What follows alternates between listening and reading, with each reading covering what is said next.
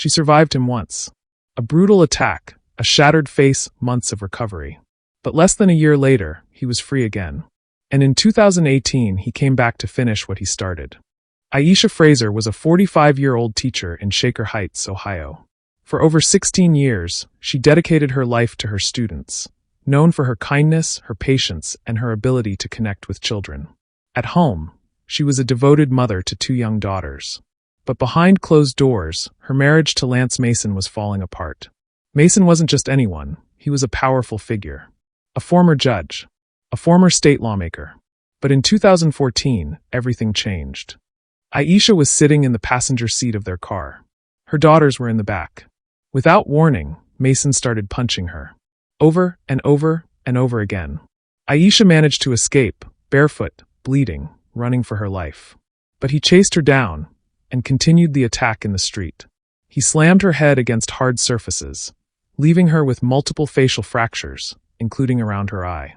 The damage was so severe, she needed reconstructive surgery to repair her face. He was arrested, convicted, sentenced to 2 years in prison. But he served only 9 months. He lost his position as a judge, and his license to practice law was suspended. For a moment, it looked like real consequences were catching up to him. But even after all of that, he still found his way back into a government job. Aisha divorced him in 2015, trying to move on, trying to protect herself and her daughters.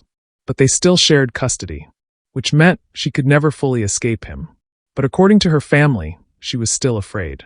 So afraid, she had already made plans for her children, just in case something ever happened to her.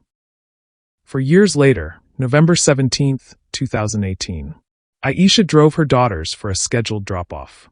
A normal custody exchange. The kind that happens every day. But the moment she arrived, Mason attacked her again. This time with a knife. He stabbed her multiple times, right there in the driveway, in front of their children. A 911 call was made. Police rushed in. But Aisha Fraser didn't survive. Mason tried to run. He stole her car and crashed into a police officer, then fled on foot. He was caught. This time he pleaded guilty, and was sentenced to life in prison, with parole possible after 35 years. Aisha needed help, and Aisha was asking for help. And the persons and authorities and judicial system that could have helped her did not. She reported him, she survived him, she left him. But shared custody kept him in her life. And even after prison, he was given another chance. So when the warning signs are this clear, why does it still end like this?